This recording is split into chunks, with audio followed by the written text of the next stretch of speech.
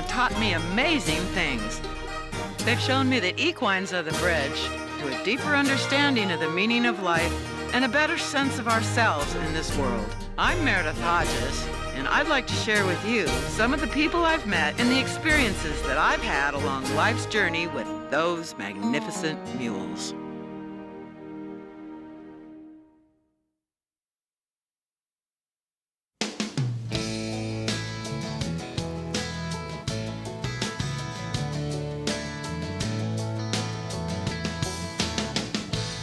Domesticated equines live in an environment very different than their wild counterparts. It is our responsibility to ensure they have safe and consistent exercise. Athletic conditioning considers the mental, physical, and emotional aspects of training. Now it's time to go to the obstacle course and add coordination. And coordination comes stepping up, stepping down, stepping laterally, going through a lot of complicated movements that they will use in their lives and even in their play. The first stage is to overcome the fear and replace it with curiosity and a desire to explore, then to perfect their balance, their strength, and their coordination. In the beginning, you do the simple obstacles. Break this down into little steps that they can understand, and don't ask too much too quick. 1, 2, 3, and whoa. Ground rails and cavaletti are a good straightforward exercise that promotes stretching of the body and true forward motion, developing rhythm, balance, cadence, and suspension to the gaits. That's very good. After he starts to learn where his feet are, the bridge will help develop hoof-eye coordination. Good girl. In the beginning, his balance will be sketchy at best, so break it down into small steps. You walk up to the bridge and you stop before it, and you ask them to square up. When they're square and they're standing quietly, then you step up onto the bridge and you ask them to step 2 front feet up on the bridge. And then they get rewarded with their favorite food. Then, the next order of business, all 4 feet on the bridge. Stop, square up. And what you're doing is you're rebalancing them in each new position. And they're learning how to rebalance their own body. The hardest thing that I've found with the bridge, for instance, is not getting up on the bridge and getting 4 feet on the bridge. You're going to have trouble going off the other side and keeping the 2 front feet on the ground and the 2 hind feet on the bridge. This is where you notice how their balance will fall forward. And this is what tells you that they really do need work with balance. Moving to the tarp, your equine's balance will be affected dramatically. The uneven surface and noise will cause him to veer off balance from side to side. Look for straightness, balance, and a regular rhythm to his footfall pattern. Atta girl. Good, good, good, good. Excellent. Try her with the hind feet. Come forward. The tractor tire asks him to adjust his stride to walk through the middle of the tire. Good girl. It not only addresses forward motion, but simple lateral motion as well. Good. The more difficult the exercises, the more patient you'll need to be. Whatever you're doing, always think about how you can do it in a way that will make it the easiest for the animal to negotiate and to do. Because you always want to set the animal up for success so that you can reward him, so that he can have good self-esteem, so that you can go forward, so that you can enhance your relationship. Okay, back, back, easy, attaboy, turn, easy. Good. The back through L polishes your equine's response to whoa, and he'll learn to allow you to adjust the different quarters of his body and to move them independently from one another. This will improve his and your body awareness, and you'll see how your cues must be slight and finely tuned. Okay, good boy. Easy, what? The 6-tire obstacle is a challenge for coordination because they have so many places to put their feet when walking through the tires. girl. Your equine will want to waver and step out of the sides, but you want him to maintain deliberate foot placement. This will refine his balance capabilities. Okay. It's important that your equine has executed the straightforward exercises and lateral tractor tire before attempting to do the T. The T will fine-tune true sideways lateral motion where both front and back feet are crossing over simultaneously in a balanced fashion. Easy. This is where the inside forearms, gasket, and stifle muscles will really begin to develop properly. Real wobbly, but not too bad for an old girl. I'm going to stop him in front of this because I don't want him to just take off over it. I want him to do these things on command. Jumps are a good exercise on the lead line, but be careful not to over-jump your animal in the beginning. If you want your equine to jump, you have to go over the obstacle first in the beginning, or he won't really understand what you want, and he may start dodging the jump. This obstacle starts to strengthen and develop the hindquarters and teach him how to lengthen and compress his body as needed to control his stride. Sit up. Good boy. Good. Good girl. Oh, that's cute. If something isn't working and he just cannot seem to comply, ask for an honest attempt. If he tries hard but doesn't perform entirely, he can still be rewarded and then quit the lesson. Coming up, we'll look at the skeletal structure of the equine.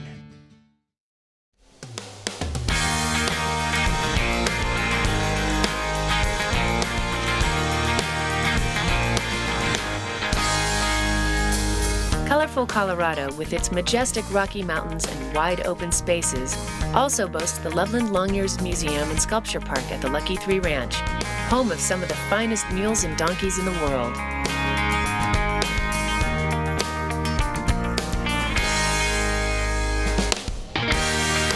This working ranch is just 40 miles north of Denver. World-renowned authority on mules and donkeys, Meredith Hodges, invites you and your family for an adventure in learning you won't want to miss. Come visit the Lucky 3 Ranch, meet Meredith, her champion mules and donkeys, and take in the beauty of her long years art for the experience of a lifetime.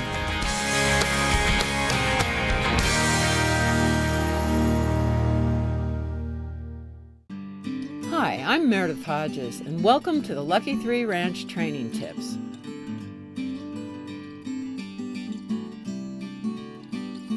Along with respect, patience, kindness, and understanding, a reward system is at the core of every successful training program. Just like all of us, equines like to be rewarded for positive behaviors and a job well done. A war of wills with an equine is never a good idea. It gets you nowhere and causes frustration, bad behaviors, and even hostility in your animal. However, using a food-based reward system, but only for positive behaviors, gets amazing results. So before you set out to do anything with your equine, make sure you have a full supply of crimped oats to use as a reward for positive behaviors. Traditional treats like carrots and apples contain an unnecessarily high amount of sugar, which your equine does not need, and they can get tired of these foods rather quickly. It is far healthier to use the same crimped oats that they are being regularly fed. During lessons, the oats reward gives them the extra energy they need when they need it, and it's something they will continue to work for. As far as taste, let's see which treat this boy prefers. Looks like it's crimped oats all the way.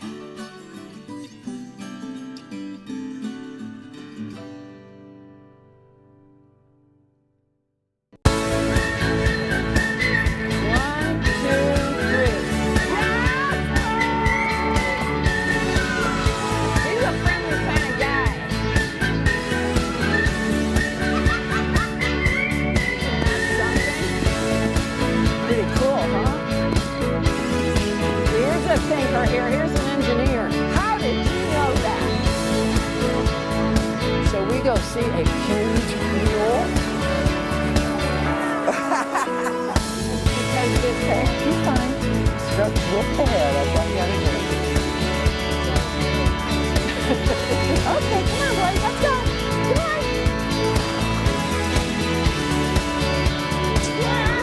on.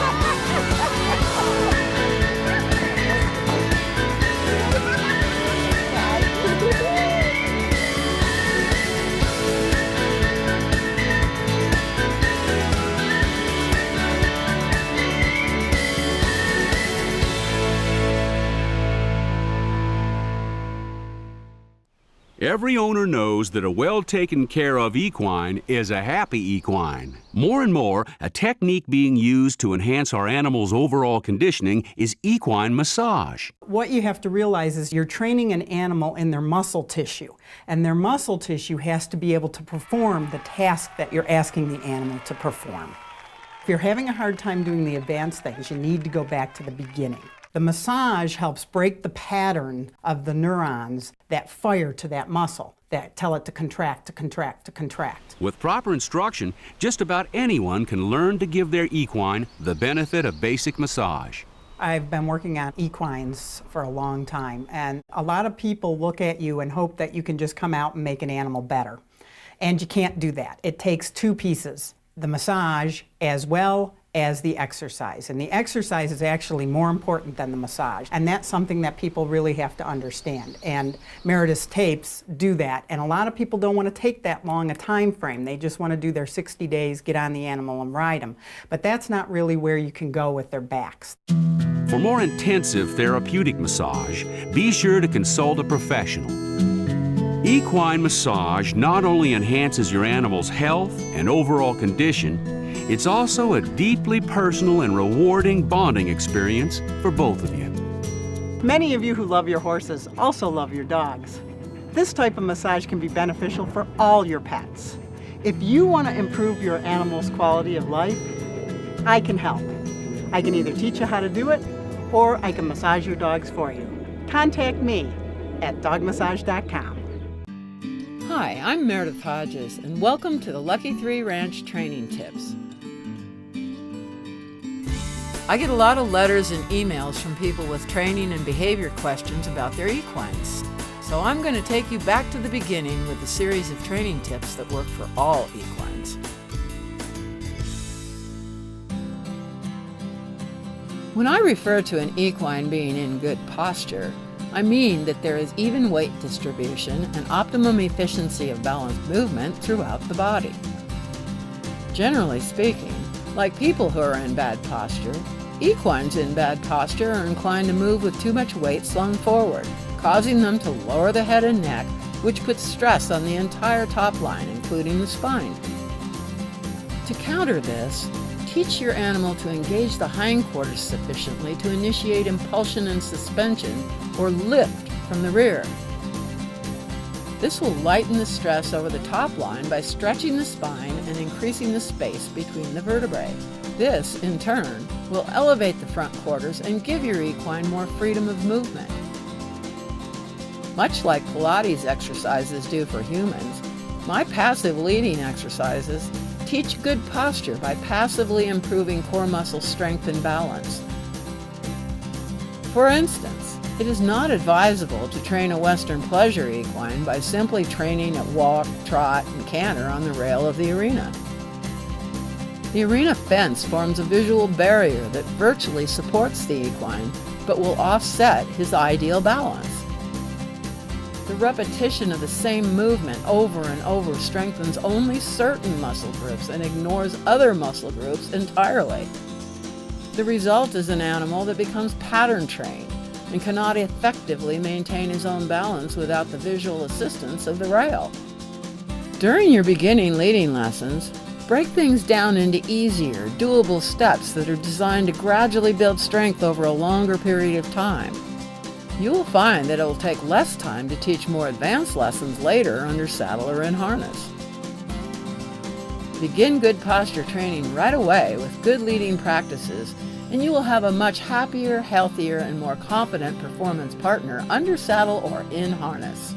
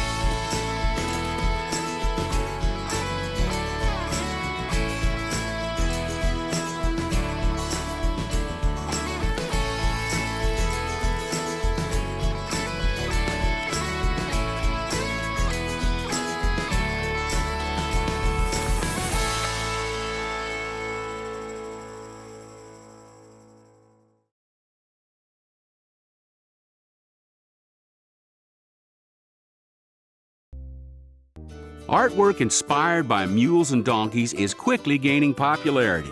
Tennessee mule artist Bonnie Shields has the uncanny ability to capture the fun-loving nature of these free-spirited animals.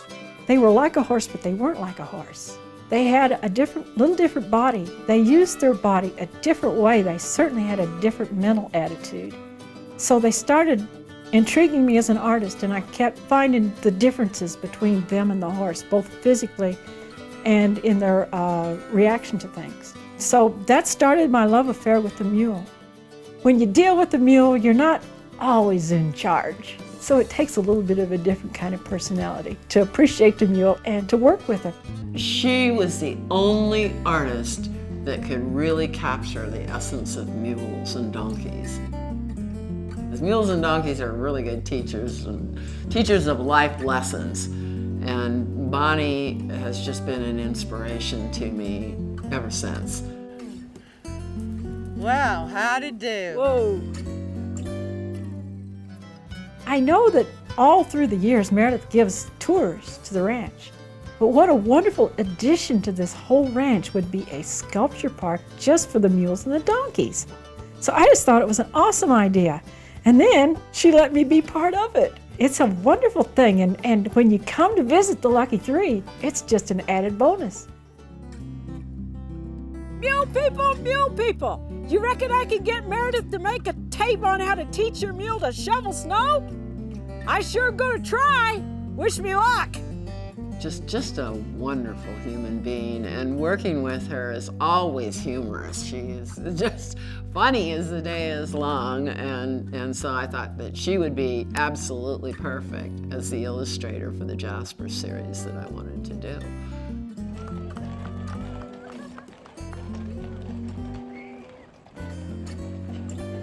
The Daydreamers was inspired by a thing that I saw years ago. I heard about this family up in Kentucky. They'd been working tobacco out in the field with their mules. And one of the boys, he was laying across this mule's back, laying in the shade. They'd been working, and he was resting on the back of his mule in the shade. That just kind of stuck with me, and I thought, gee, a kid like that, you know, he thinks he's stuck on the farm. He thinks he's stuck doing all this terrible old work, and he's laying up there and he's daydreaming about getting away from it all. So that's where Daydreamer came from. Sculpture's not the only thing I do. Matter of fact, I got into sculpture maybe a little later in my career. Mostly, I was known for my pencil drawings and my acrylic paintings for many, many years. Long ears art. It may be whimsical, like a cartoon, or it may simply be breathtaking. Long ears are taking their place in the world of art, and it's the beginning of a beautiful friendship.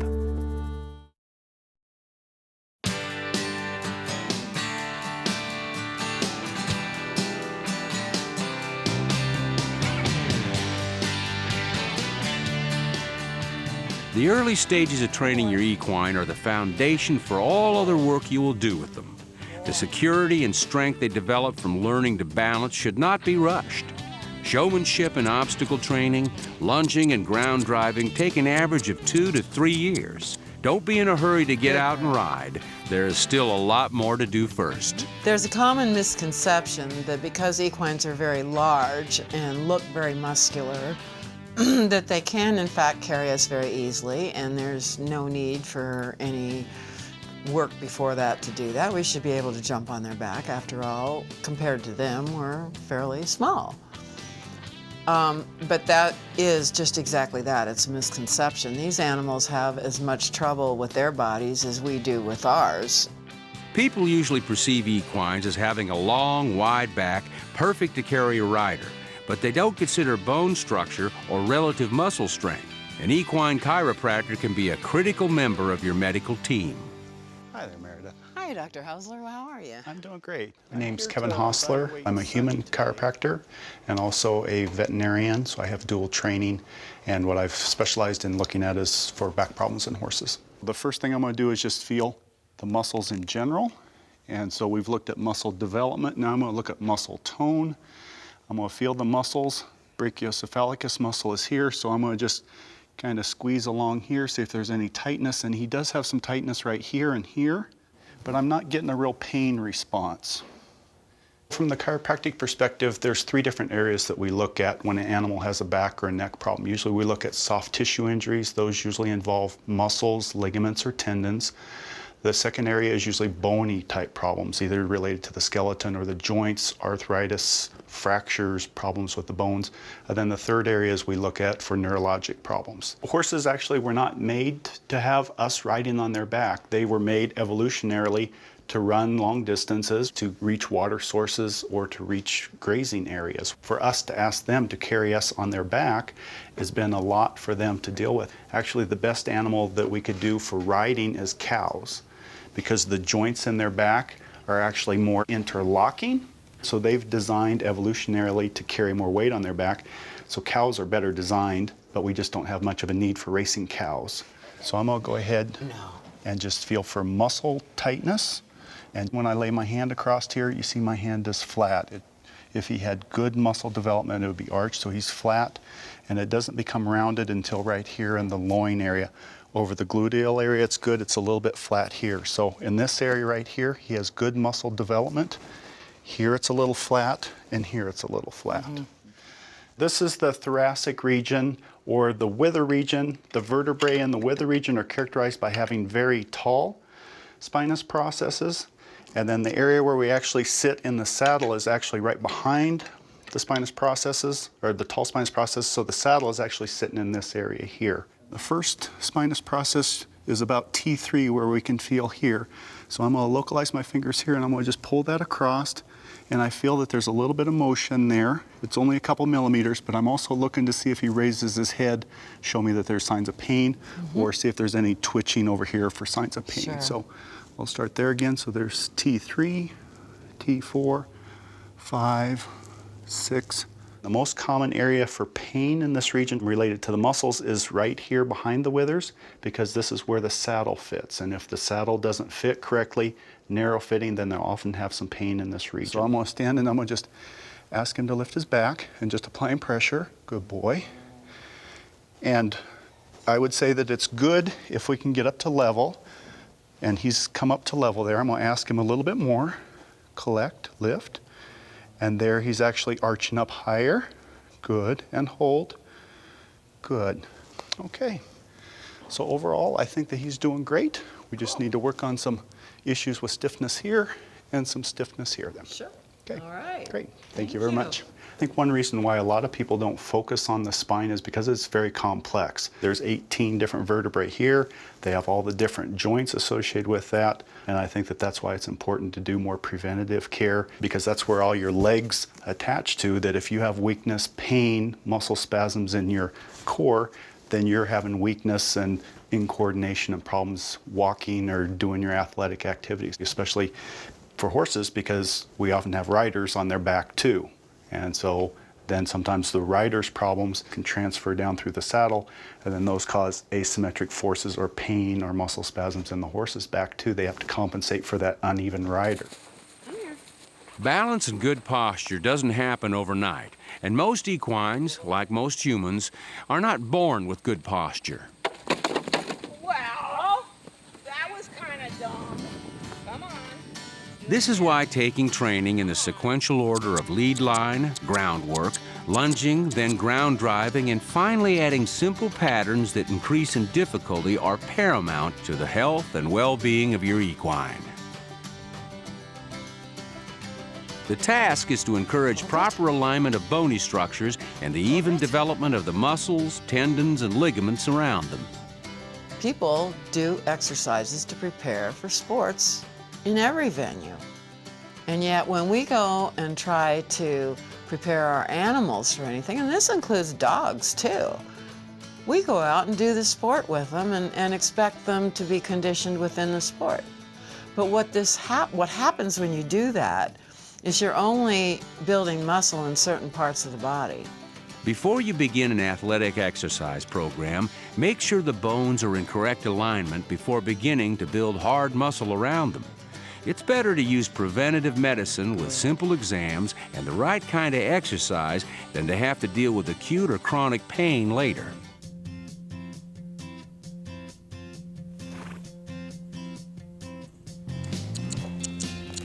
Panther? Mickey, reverse! Canter! When your equine is doing round pen exercises, understand that this is much more stressful and demanding of the muscles, tendons, ligaments, and his mental concentration. April, reverse! Now, a lot of people think in collection, you know, it's just a matter of dropping the head and arcing the neck, and that's good, and they forget that there's a hindquarters back there that's trailing behind. And it's very difficult to train a horse to really stretch and round across the whole top line when you've got them, you know, flipping the head in the front and falling out in the back. All this stuff you've done on the groundwork on the lead line is ultra important when you go to lunge. So I will go ahead and put the bridle on and take them to the round pen and let them kind of just move around the circle, and I kind of let them go at whatever pace they really want to go at that point. Same thing when I add the saddle. So there's really only 2 times that they go to the round pen without any pressure, without any pressure from me at all. I just want them to move around. When you begin lunging training, you always want your equine to reverse toward the rail. Reverse! This sets them up naturally for the right diagonal at the trot and the correct canter lead. You see people all the time lunging animals, and pretty soon when they get on and they start riding these animals, they look like they're motorcycles leaning on these circles. Well, when an equine goes around a circle correctly, his spine flexes and his body flexes to the arc of the circle. And he maintains muscle tone on both sides of the body. Now, the muscles on the outside of the circle are stretched, and the muscles on the inside are contracted equally. And in order to build them equally, that's why you have to do circles both ways. The elbow pull is a wonderful device to help the animal get in good posture in preparation for taking on a rider. It goes over the pole, down through the bit rings, then down through the front legs, up and over the back. And it causes the animal to stretch his spine from head to tail. Put that on, and that takes care of the front end. And it's a totally self-correcting device. It will cause the animal to start to arc, and then when you actually start lunging them, you're in charge of the hindquarters and keep that action going so that they step well under themselves, so that they stretch that part, that tail back that direction and under, and the front is coming under. And I guess if you drew a circle around it, it'd just come around like that. Good girl. Walk on. Walk on. It's okay. Walk on. What a girl. Trot.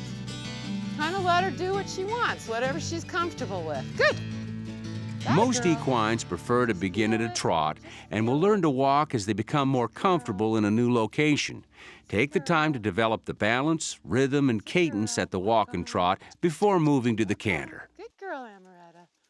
The other thing we're going to have to add is verbal commands. Walk. And this just reinforces the clarity of what you're asking and the communication between you. And you must have a round pen so that the animal can do this unobstructed. Because when you start obstructing it, you're going to get uneven muscle conditioning, and it's going to hurt them. It's going to result in soreness. With mules and donkeys, we can hard tie the elbow pull in place. For horses, make sure to tie it so it slips and adjust it as necessary during the lesson. That a boy. Look at you. You start out slow, and what they're comfortable with, they're going to find their good posture with this elbow pull. They're going to fight it for a little while. That's it. Oh, woohoo! This is interesting.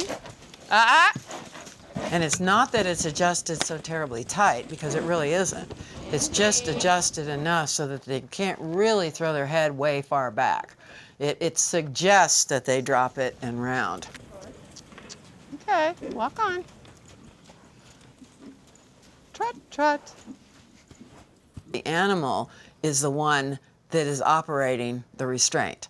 When they're out of good posture, it puts pressure on the pole, on the bit rings, and behind the forearms, and it puts pressure down on the back. Good. When they're in good posture, it doesn't put any pressure on them at all. Good boy. That's it. Just don't pull on it. Just don't pull on it. That's right. Good boy. Good boy. Good, Indy. Oh, Indy, wonderful. Whoa. Good boy.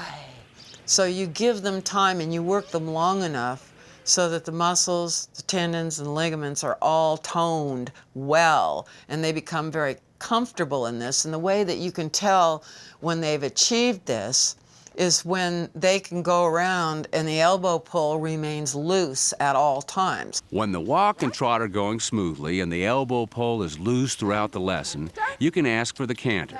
At first, the canter will probably be quick with the hind legs very close together, jumping at every stride almost like a rabbit. To help with balance, you can tighten the elbow pull a little to lend more support. What you will see in a beginning animal is they're only able and strong enough to sustain good balance and good posture for a limited amount of time. You'll see them pop into it and out of it. Approach lunging gradually, increasing in length of time and difficulty with each lesson. Keep the lessons short, no more than 10 to 20 minutes every other day to allow muscles to rest. Be patient and let them find that balance, and don't get in a hurry about it. Because if you get this core down properly and take the time necessary to really build it properly, you're going to have an animal that is going to be joyful about taking on a rider. The building blocks or skeletal frame of the equine athlete must be sound before you start exercising muscles. Have your equine checked by a chiropractor, and from the onset, make sure you're exercising your equine in good posture for the best results.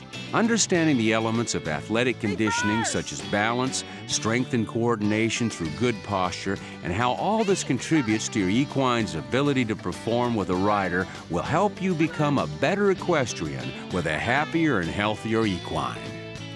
Having problems? Need an accessible trainer? Whether you're just a weekend trail rider or showing, the principles of training are the same. You want a safe and reliable equine companion. Produced by Meredith Hodges, Training Mules and Donkeys, a logical approach to long ears, will help you build a good working relationship with your animal. Meredith reveals the secrets of successful maintenance and resistance-free training that can be implemented by anyone, resulting in a satisfying partnership between you and your equine. Meredith answers your training questions promptly via mail or phone. Her books are great general resources and her videos are detailed, outlining the day-to-day exercises needed to produce a versatile and dependable equine companion. Meredith's techniques work with all equines. Do you have children, grandchildren? Check out Jasper, the story of a mule. For more information, check out our website at www.lucky3ranch.com or call 1-800-816-7566. Mules are working their way into the hearts of people everywhere. If you'd like to know more about these wonderful long-eared animals, you can contact us at 1-800-816-7566 or get on our website at lucky3ranch.com.